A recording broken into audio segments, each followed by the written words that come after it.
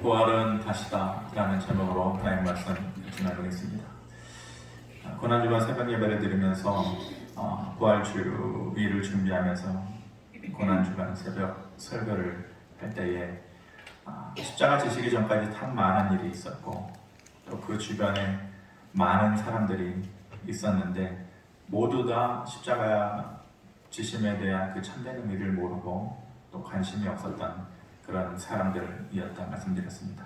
그런데도 주님께서 약속하신 대로 말씀하신 대로 부활하셨습니다. 그리고 오늘 본문의 말씀은 그것이 가지는 특별한 의미를 너희도 오늘만큼은 특별히 깨달으라 라고 우리에게 주시는 말씀입니다. 먼저 여자들에게 나타나셨습니다. 여자들이 주님의 무덤을 살피기 위해서 그곳에 갔을 때에 놀라운 일이 있었죠. 그 무덤을 갖고 있었던 큰 돌, 여자들 몇 명이서는 굴릴 수 없는 그런 무게감과 크기를 가진 돌이에요. 그런데 그것이 굴려져 있는 것이죠.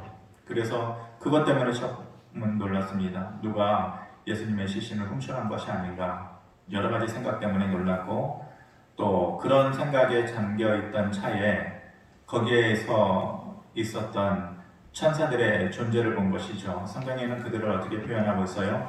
번개의 모습과 같았다는. 천사의 모습을 어떻게 표현하겠어요?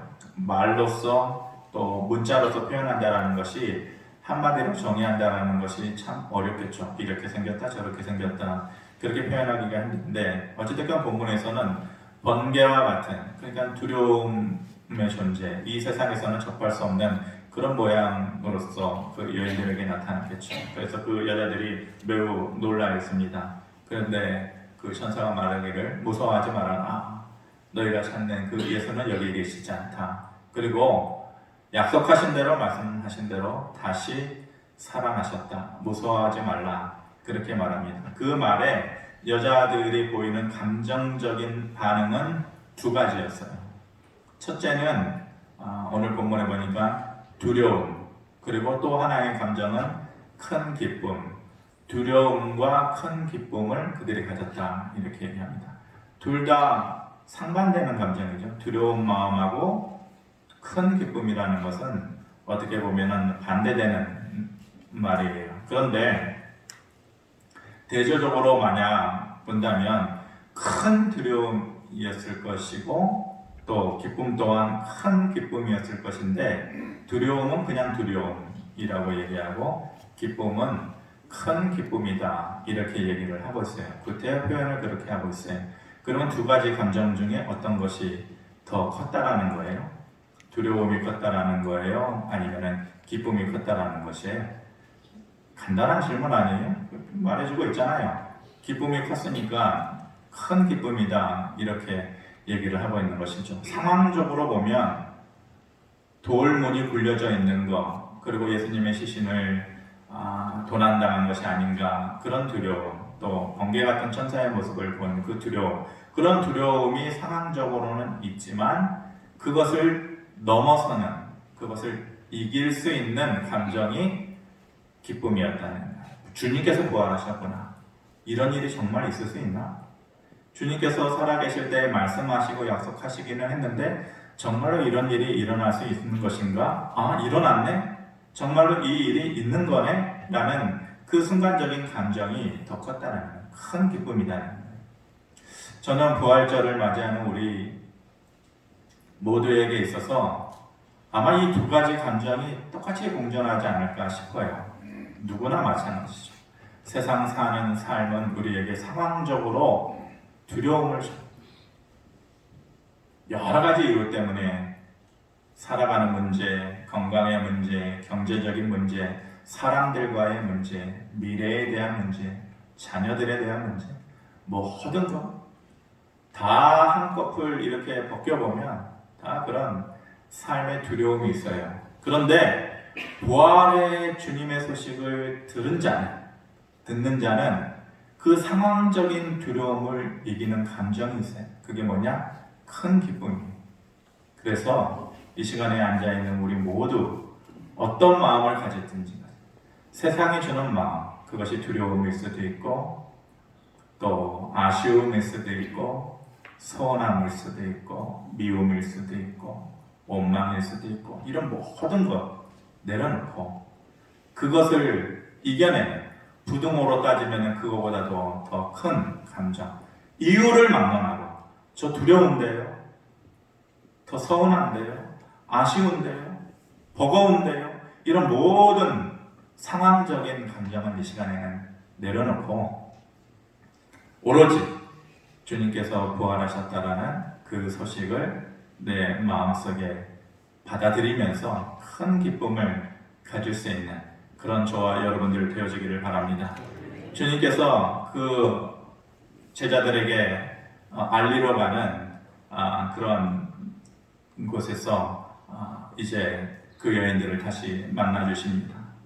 처음 만나 주시는 거죠. 다시 살아나셔서 그 부활의 주님의 모습으로 그 여인들을 처음 만나죠. 여자들이 막 달려가서 제자들에게 그 사실을 알리려고 큰 기쁨을 가지고 알리려고 하는 그 길목에 나타나셔서 처음 하시는 말씀이 뭐였어요? 평안하냐?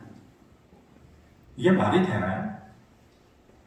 주님께서 지금 사역을 하시다가 어저께 죽은 자를 살려내고 병든 자를 고치고 다시 와서 오늘 만나주신 게 아니고 십자가 지시고 죽으셨다가 정말로 인류 역사상 처음 보는 기적과 같은 그 부활의 주님의 모습으로 나타나셔서 놀라운 기적 이후에 정말로 그 두려움과 큰 기쁨, 복합적인 감정을 가진 그 여인들을 처음 만나주는 그곳에서 그 여자들에게 물어보는 첫 마디가 상식적이라면 너희 걱정 많았지? 나 십자가 진 것 때문에 많이 슬펐지? 그리고 내가 부활한 것 때문에 많이 놀랐지? 이런 말 아니겠어요? 그런데 주님께서 처음 물어본 말이 평안하냐 이거예요. 그 말도 안 되죠. 평안할 리가 있어요? 모두가 슬퍼서 지금 그 모든 마음이 다운되어 있는 상태고 삶 자체를 내려놓은 상태에 있는데 평안하냐? 어떻게 보면 짓궂은 표현이죠. 그런데 저는 이 말씀을 이번에 보면서 이게 예수님께서 질문하신 걸까? 야, 너 잘 있었어? 이렇게 마치 친데레처럼 잘 있었어? 이렇게 물어보는 것이 아니라 너 평안해? 너 평안해? 안 평안해? 너 지금 마음이 괜찮아? 안 괜찮아? 이 질문을 하는 것이 아니고 내가 너에게 평안을 준다. 질문이 아니라 평안하냐? 라고 물어보는 이 말씀이 이제 내가 너에게 평안을 줄게. 내가 말하고 약속한 것을 이제 너희에게 다 이루어 줄게. 이제는 걱정하지 마라. 마치 이 말씀으로 들리는 것이죠. 부활의 주님은 잃어버렸던 삶의 평안을 우리에게 주시는 분인 줄 믿습니다. 이런저런 이유 때문에 내려놓기도 하고 빼앗기기도 하고 또 잃어버리기도 한 사람의 마음 가운데 있는 그 평안, 주님께서 처음 우리에게 나타나셔서 물어보는 것은 평안, 너 평안하냐? 그것이 아니라 그 평안을 내가 너희에게 이제 주마. 이런 약속의 말씀인 것입니다. 그러면서 조금 전에 천사들이 그 여자들에게 했던 말이 있어요. 너희 주님은 여기 계시지 않고 다시 살아나셨다 라고 말하면서 천사들이 했던 말을 주님께서 똑같이 반복을 하셔요. 7절과 10절의 말씀을 보면 알 수 있는데 7절 보면 너희보다 먼저 갈릴리로 가시나니 거기서 너희가 배우리라. 또 10절에는 가서 너희 형제들에게 갈릴리로 가라 하라. 거기서 나를 보리라 하시니라. 똑같은 천사들이 그 여자들에게 했던 똑같은 말을 주님도 하시는 것이죠. 너희보다 먼저 갈릴리로 다시 내가 먼저 가겠다. 새벽 예배 때 드렸던 말씀인데 다시 갈릴리로 라고 말씀하십니다. 갈릴리는 주님의 사역이 시작했고 또 모든 사역이 이루어졌던 거, 고침이 있었고 은혜가 있었고 기적이 있었고 또 위로가 있었고 생명이 있었고 갈릴리라고 하는 곳은 바로 그곳이에요. 고침과 회복, 기적과 은혜. 그런데 너희보다도 내가 다시 그곳에 먼저 가리라 라고 말씀하십니다. 다시 그런 삶을 내가 너희에게 허락하리라 라고 말씀하시는 것과 똑같은 것입니다. 우리가 부활절을 맞이할 때에 부활이라는 말 자체가 추상으로 들립니다. 부활은 실존이고 그리고 타인의 것이 아니고 내 것이고 그런 것이 되어야지 마치 부활절을 맞이할 때마다 부활은 남의 것이고 다른 사람의 것이고 이것이 실존이 아니라 마치 멀리 있는 추상적인 것과 같이 그런 것이 아니라는 것입니다. 실질적으로 이루어지는 것. 근데 그것이 다시 우리에게 이루어지는 것들입니다. 다시 우리에게 이루어지는 것들. 그때 당시에는 다시 갈릴리로 가서 다시 은혜 주시고 다시 기적 주시고 다시 고침 주시고 다시 회복 주시고 그랬던 그 부활의 능력이 지금의 오늘에까지 이르러서 이제 우리에게는 오늘 우리에게는 지금 나에게는 우리가 잃어버린 것들 눈물 흘리면서 기도하면서 그렇게 애타했던 것들 다시 우리가 꿈꾸던 것을 이루어 주시겠다라고 하는 그 주님의 약속이라는 것 다시 이루어지는 실존적인 것이라는 것 추상적인 것이 아니라는 것입니다. 오늘 새벽 예배 때 부활의 기적을 믿지 못하는 자들에 대해서 말씀드렸습니다. 부활의 기적을 여자들에게도 얘기하고 막달라 마리아에게도 얘기하고 그 마리아가 가서 제자들에게 전하는데 들었으나 믿지 못하더라. 그리고 엠마오로 가는 두 제자들에게 나타나셔서 부활의 주님이 나타나셔서 제자들에게 전해라 그랬는데 제자들에게 가서 전했을 때에 제자들이 듣고 나서 들었으나 믿지 못하더라. 부활을 들었으나 믿지 못하는 자들. 우리가 그런 자들이 되면 안 되겠다. 마가복음 16장 14절에 예수께서 그들에게 나타나사 그들의 믿음 없는 것과 마음이 완악한 것을 꾸짖으셨다. 그 꾸짖으시는 이유가 그 부활의 소식을 들었으나 믿지 못하더라 라는 것입니다.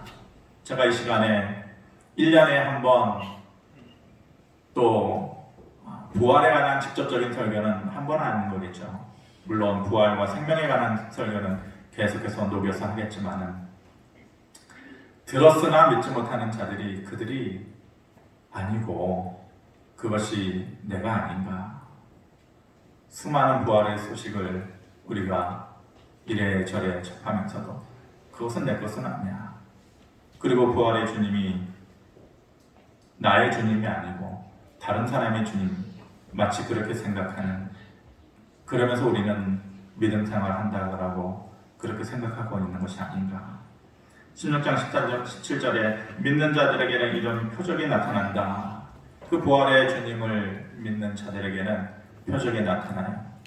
귀신 들린 자들이 쫓겨나고 병든 자가 일어나고 그리고 새 방언을 말하게 되는 그런데 그 특권이 그 소식을 듣고 믿는 자들에게는 믿지 못하는 자들에게는 주님의 꾸짖음만 있었다라는 것을 우리가 다시 기억을 해야 됩니다. 제가 이 아침에 여러분들에게 다시금 주님의 부활의 소식을 얘기하면서 그 부활은 다시 이루어지는 것이다 라고 말씀드렸습니다. 그랬을 때에 들어도 믿지 못하는 자들이 되지 않기를 바랍니다. 제목이 부활은 다시다 입니다. 먼저는 주님의 부활을 우리가 내 것으로 다시 믿는 것이고 그 기적과 은혜가 다시 오늘을 사는 우리에게 그리고 내일을 기다리는 우리에게 그 기적과 은혜가 다시 이루어질 것을 믿는 것 그것이 바로 부활 신앙이고 부활 믿음이라는 것입니다. 다시라는 말 성경을 읽고 또 묵상하고 설교를 준비하다 보면 특별히 좋아하는 단어들이 생겨나게 돼 있어요. 저는 그 좋아하는 단어들 중에 성경 읽다 보면 한 번 눈이 멈추는 좋아하는 단어가 있는데 그것들 중에 하나가 그러나예요. 그러나라는 말이 참 마음에 들어요. 그러나라는 말은 그 앞에 말한 내용을 다 지우개로 지우는 거죠. 너 어땠지? 너 잘못은 무엇이고 너는 어떻고 그러나 하나님께서 덮어주실게. 그러면은 이 그러나 뒤에 말만 남는 거예요. 그 앞에 것은 화이트로 쫙 지우는 거예요. 그러나만 남는 거예요. 너희가 죄인이고 허물이 많고 못됐고 늑대 같고 그러나 너희의 죄를 내가 용서해 줄게. 그러니까 이 그러나가 나오면은 참 기분이 좋죠. 근데 그러나라는 이 단어하고 비슷하게 좋아하는 단어가 뭐냐면 다시라는 말을 이번에 좋아하긴 하지만 사전적인 의미로 제가 처음 깊이 살펴보게 됐는데, 사전에 보면 이 다시라는 말이 저렇게 나와 있어요. 이전 상태나 행동이 그쳤다가 이어지면서 새로이 또, 이게 다시예요. 근데 이게 딱 부활인 것 같아요. 부활의 능력과 은혜인 것 같아요. 여러분들이 저 글을 보면 이 다시라는 말이 세 가지의 의미를 가지고 있다는 것을 알 수가 있어요. 제가 그렇게 쪼개봤어요. 그래서 첫 번째 다시가 가지고 있는 의미는 그쳤다가 이어지는 것이. 그쳤다가 이어지는 것. 저는 우리의 삶 가운데서 부활의 주님을 우리가 받아들이고 고백할 때에 그쳤다가 이어지는 하나님의 특별한 은혜가 있기를 바랍니다. 기적과 은혜, 눈물, 위로, 이런 것이 우리에게 그쳐져 있었다면 그 그쳐져 있었던 것에서 이어지는 것, 그것이 다시예요. 그것이 부활인 것이. 첫 번째로는 그런 은혜가 있기를 바라고, 이 다시가 가지는 두 번째 의미는 새로이라는 것. 새로이. 근데 이 새로이라는 것이 사전에 보면은 방향을 틀어서 새로이. 방향을 틀어서 새로이. 우리들의 삶이 여기에 머물러 있어요. 그 여기라는 것이 어떤 사람은 눈물이에요. 어떤 사람은 고통이에요. 어떤 사람은 억울함이에요. 어떤 사람은 실패예요. 근데 그것이 계속 이어져요. 그것이 계속 이어진다고 얼마나 불행해요. 내일의 삶도 그럴 것이고 죽기 전까지의 삶도 그럴 것이고. 그런데 이 부활이라는 것은 거기에서 방향을 트는 거예요. 새로이 방향을 틀어서. 부활의 주님을 우리가 기대하고 내 마음속에 바란다는 것은 지금의 내 연약하고 부족한 모습에서 새로이 방향이 틀어지는 것입니다. 연약함에서 다시 강건함으로, 실패한 마음에서 다시 소망하는 마음으로, 가난함에서 다시 풍요함으로. 그래서 이 새로이 되는 것, 그것은 방향이 틀어지는 새로. 우리의 삶도 방향이 달라지고, 우리의 마음도, 우리의 가정도, 우리의 감정도, 또 우리의 사람 간의 관계도 새로이 방향을 틀어서 좋아지는 것, 이것이 다시예요. 그리고 이것이 부활이 주는 의미. 그리고 세 번째 다시가 가지는 의미는 또예요. 우리 한국말이 참 좋아요. 곱씹고 곱씹어 보면은 참 좋아요. 옛날에 고 김광석 그 뮤지컬을 보는데 거기서 또봐 그 말이 지금까지도 기억이 나요. 또봐, 또라는 말이 참 좋은 의미를 가지고 있죠. 부활은 다시의 의미를 가지고 있고, 이 다시는 또의 의미를 가지고 있어요. 또 우리에게 이루어지는 기적, 또 우리에게 이루어지는 은혜. 이 세 가지의 모습이 부활절을 나의 부활절로 기대하고 받아들이는 저와 여러분들이 이루어지기를 바랍니다. 이전 상태에서 그쳐졌다가 이어지는 그 무언가가 있기를 바라고, 지금의 삶의 모습에서 방향을 틀어서 새로워지는, 또 이루어지는 그 은혜가 있기를 바랍니다. 말씀을 마칩니다. 오늘 성찬식이 있기 때문에 제가 설교 제목을 전도사님에게 전해줬는데 다시 전화가 왔어요. 문자가 오고 전화가 왔나요? 물어봐요. 목사님 제목이 맞아요? 그래요. 그래서 제목이 뭐예요? 부활은 다시다. 그러니까 전도사님이 이상했나 봐요. 저거를 먼저 열어주시면 안 되는데, 부활은 다시다. 제가 그렇게 했는데 전도사님이 좀 이상했나 봐요. 그래서 목사님 제목이 맞아요? 그래서 예, 맞습니다. 이랬거든요. 중의적인 표현을 제가 일부러 쓴 것이에요. 중의적인 표현이다라는 것은 같은 표현으로 이렇게도 쓰일 수 있고 이렇게도 쓰일 수 있다, 이런 것이거든요. 그래서 다시라는 말은 조금 전에 의미했던 그 그쳤다가 이어지고 방향을 틀어서 새로워지고 그리고 또라는 의미를 가지고 있는 것이 하나의 의미고, 또 하나의 제가 중의적으로 표현하고 싶었던 것은 여러분들이 지금 웃었던 그 이유예요. 그림에 보이는 다시다. 부활은 다시다. 그래서 전도사님이 갸웃하면서 아마 물어봤던 것 같아요. 얼마 전에 신당동 떡볶이집을 갔어요. 일부러 갔어요. 저희가 제 시골에서 올라와서 처음 디딘 곳이 신당동 약수동이거든요. 그러니까 저는 금요 철학기도는 지금은 그런 게 없지만 예전에는 완전한 철학을 했잖아요. 그때 철학을 하면 무조건 기도원을 갔어요. 매주 백봉산, 천마산 매주 기도원을 갔어요. 기도원을 안 가는 때는 교회에서 기도하고 나서 새벽 3시 정도 되면은 약수동에 처음 생긴 감자탕 집에 가가지고 집사님들한테 감자탕 얻어먹는 것이 유일한 날이었고, 감자탕 집을 안 갈 때에는 새벽까지 연 신당동 떡볶이 집에 가는 것이 두 번째 날이었어요. 그래서 그때 생각이 나서 신당동 떡볶이 집을 갔어요. 그때 맛은 아니더라고요. 그런데 그때에 정말 놀라운 광경을 봤어요. 20대 청년들 신당동 떡볶이 맛땡땡 할머니 집 있잖아요. 줄비하게 늘어져 있었는데 요즘은 그렇지 않더라고요. 근데 그때에 20대 때 지금도 생각나는 아주머니들이 그 신당동 떡볶이 양념장을 만드는데 고추장하고 막 만드는데 깜짝 놀랄 장면을 봤어요. 그 고추장 비빔 고추장을 만드는데 한 포대 하얀 거 한 포대를 와 부어요. 뭘 부었을까요? 설탕이요? 미원이에요. 미원 한 포대를 너희들 다 죽어봐라.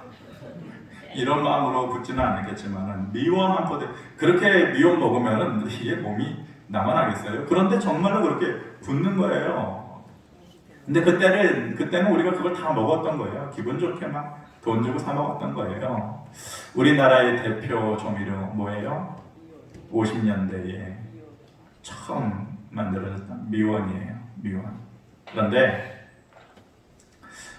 지금 고인 되신 삼성의 이병철 회장이 아무리 해도 이 미원을 이길 수가 없는 거예요. 미풍이라는 것도 있었잖아요. 아무리 만들어도 미원을 이길 수가 없는 것이에요.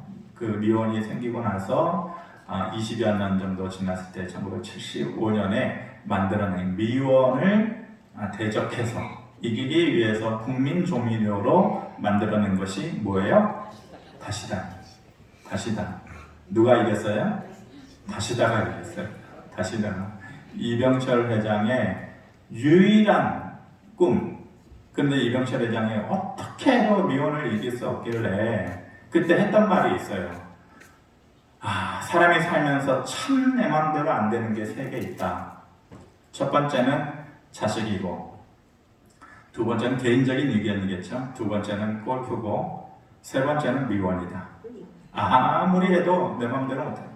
만약 나보고 물어본다 그러면 세상 살면서 내 마음대로 안 되는 게 뭔가 물어보면은 첫째는 사랑, 둘째도 사랑, 셋째도 사랑. 아마 저는 그렇게 말할 거예요. 내 마음대로 안 되는 것은 사랑이다. 그렇게 이병철 회장이 말했던, 도저히 넘어설 수 없었던 미원의 벽을 1975년에 다시다를 만들어내서 그 벽을 넘어선 거예요. 도저히 이길 수 없을 것과 같은, 역전시킬 수 없을 것과 같은. 그런데 이제는 그 시장 점유율이 아무리 미원이 애쓰고 노력해도 다시다를 넘어설 수가 없어요. 다시다하고 미원하고 시장 점유율이 20% 이상 차이가 나요. 엄청난 차이죠. 역전시킨 것이에요. 못 이길 것 같은, 있을 수 없을 것과 같은 일이 일어난 것이에요. 제가 부활은 다시다라고 말한 것이 우스갯소리로 표현한 것이 아니고 중의적으로 표현했다고 하는데, 이 다시다가 그런 것이잖아요. 그걸 이길 수 있을까? 그런 일이 있을 수 있을까? 미원을 이길 수 있을까?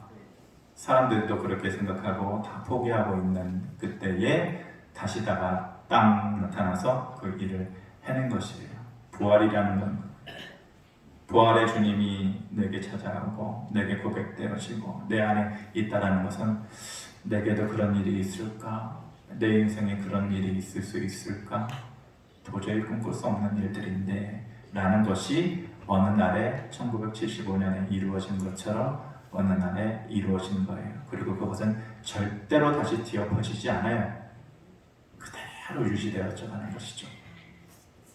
우리가 부활 소망을 갖고 부활 믿음을 가진다라는 거, 부활은 다시다. 나에게 있을 것 같지 않은 일, 내 것이 아닐 것과 같은 삶의 모습이 내게 어느 날 이루어지는 것, 그것이 부활의 주님 우리에게 주시는 소망이에요. 이 세 가지의 것 다시 한번 저와 여러분들이 마음속에 기억하기를 바랍니다. 다시라는 말은 그쳤다가 이어지는 은혜예요. 우리에게 그런 은혜가 있기를 바라고 방향을 틀어서 새로워지는 것이에요. 지금의 어려움에서 방향이 완전히 꺾어져서 새로워지는 그런 은혜가 또 우리에게 있기를 바라고 도저히 꿈꿀 수 없었던 삶의 모습들이 어느 날 역전되어져서 내 삶의 선물처럼 주어지는 부활 주님의 능력과 기적이 저와 여러분들에게 있게 되시길 바랍니다. 고마우신 아버지 하나님, 부활절 아침을 맞이합니다. 아버지 하나님, 우리가 너무 무덤덤하게 이 아침을 맞이하였다면 하나님 죄송합니다. 그리고 미안합니다. 주님께서 부활하신 것 우리에게 소망 주시고 죄악의 어두움에서 너희를 자유케 하고 참된 평안을 주시기 위함이다 말씀하셨는데 듣고도 믿지 못한 우리들의 부족함과 연약함이 있습니다. 아버지 하나님, 다시 그 부활신앙이 내게 자리 잡게 해 주셔서 그쳤다가 이어지는 그 무언가가 있게 하시고 방향이 틀어져서 새로워져서 또 이루어지는 것이 있게 하여 주십시고 꿈꾸지 못했던 것이 역전되어지듯이 내 삶 가운데 이루어지는 그 부활의 삶을 하나님 우리에게도 허락하여 주시옵소서. 감사드리며 예수 그리스도의 이름으로 기도하옵나이다. 아멘.